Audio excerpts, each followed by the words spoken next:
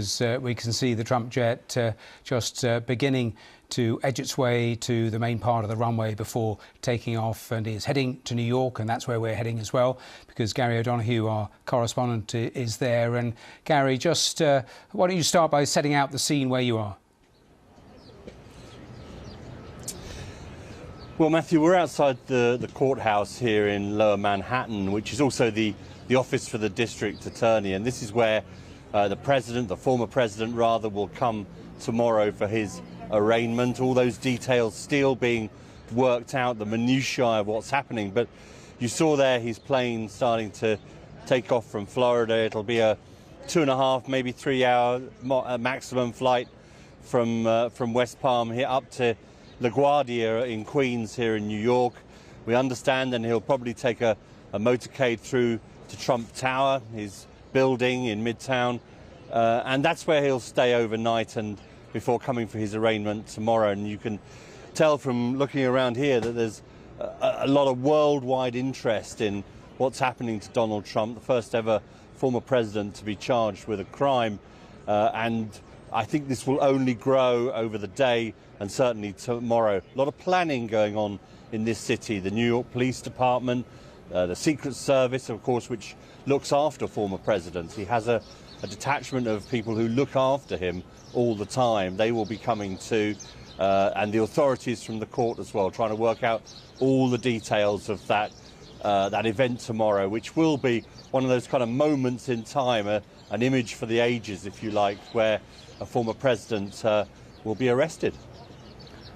And Gary, as we continue to watch the jet, as we listen to you, we were just saying a little earlier that the judge apparently will decide at some stage today about some of the detail of what the world will actually see from the courtroom itself.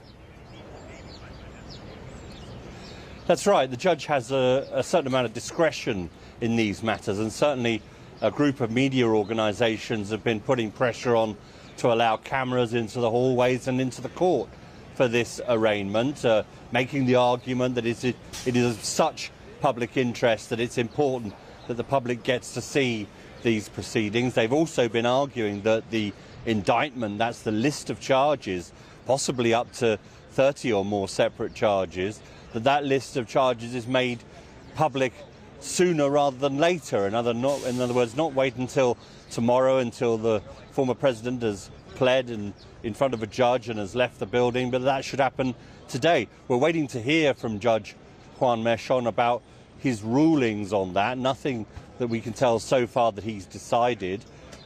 His history apparently is that he's not too keen on having cameras around, so that maybe give you some indication, but these are extraordinary circumstances, as everyone knows, so there will be significant pressure on him to do things differently. However, they've got to do it by the book, and that's important to them. And one of the things that is in question is whether or not there'll be this classic mugshot taken tomorrow.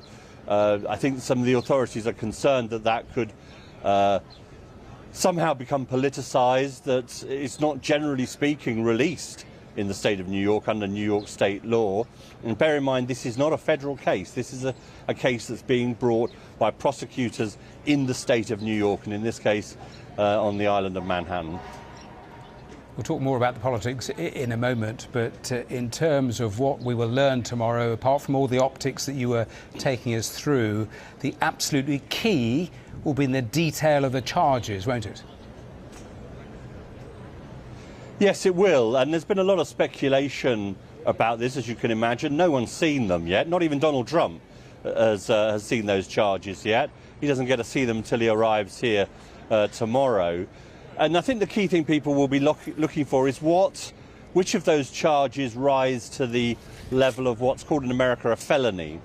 So you get two types of crime, or two kind of levels of crime in the United States. You have misdemeanors, which really attract a jail sentence potentially of up to a year, and then anything that's more than a year tends to be classed as a felony in the United States. Now, it doesn't mean you get jail term, even if you're convicted for misdemeanors or felonies, but that's the distinction.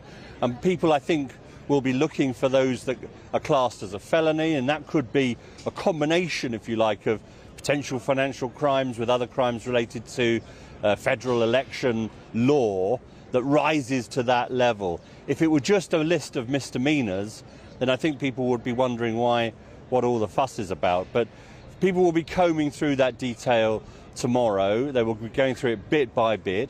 It does sound like a lot of charges, doesn't it? And the only thing I can think of, and this again is pure speculation on my part, I'm not a lawyer, is that when you look at the detail of this case, it does seem to relate to a whole series of payments to Michael Cohen. What he says were reimbursements for the money he paid Stormy Daniels before the 2016 election, 11 days before the 2016 general election, that $130,000. He was paid back in installments. So, you know, there are multiple acts, if you like, if that is true, in that financial accounting that took place. So you can see potentially how there's, you know, a couple of indictments per transaction, if that's what they're thinking.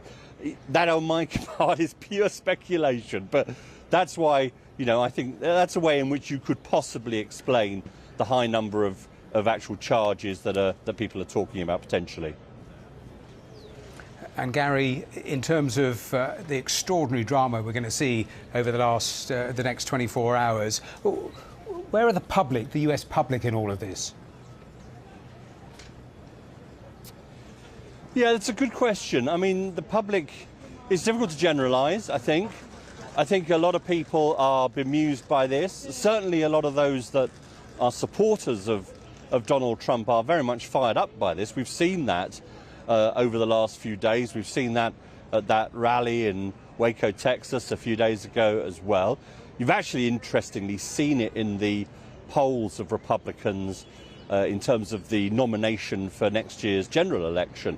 Donald Trump is now the clear front runner, and he wasn't before this all started. It was much more neck and neck. So he's had a bounce in that sense amongst core Republican supporters. He raised $5 million in 48 hours after the indictment was announced. In terms of the more general public, I think that's difficult to gauge at this stage. I mean, you talk to people anecdotally, and you hear the whole spectrum. You hear people who think that it's about time, and then you hear people saying you shouldn't be doing that to former presidents, and they come from all different walks of life. So I think we're in uncharted territory. It's a cliche, I know, but it's genuinely true in this particular case. And I mean, one thing I've been saying all along during this process is that this event for Donald Trump is, you know, it's clearly a problem, but it's also an opportunity for him. It's a problem because who wants to be charged? And there could be other charges in other cases, we know that. But at the same time, it allows him to renew himself as an outsider. And being an outsider, breaking the mold, saying things that people wouldn't say, that was what got him the nomination. He steamrolled to the nomination in 2016. It wasn't a close run thing. He blew his opponents out of the water with that political playbook. And of course, the problem with being an outsider is you can only play it once unless you can renew. And here's a way of renewing. Gary, I'm pausing only because I have half an eye on the Trump jet, which looks like it's making its final manoeuvres before the actual takeoff. And you mentioned there in your answer that, of course, this setting a precedent for a former president facing criminal charges. But of course, the backdrop is he wants to be the next American president, and how all of this impacts that political run. But that is months away as we see the jet begin to take off. Tomorrow will be all about what happens in the courtroom in New York. I'm coming to the end of my programme as you watch the jet take off. A pointer to viewers here in the UK. They will have the 6 o'clock news with Rita Chakrabarti in a moment or two, but we will also continue this coverage with Yalda Hakim taking us through those events both in Florida and as Donald Trump heads to New York. Thanks for watching. See you next time.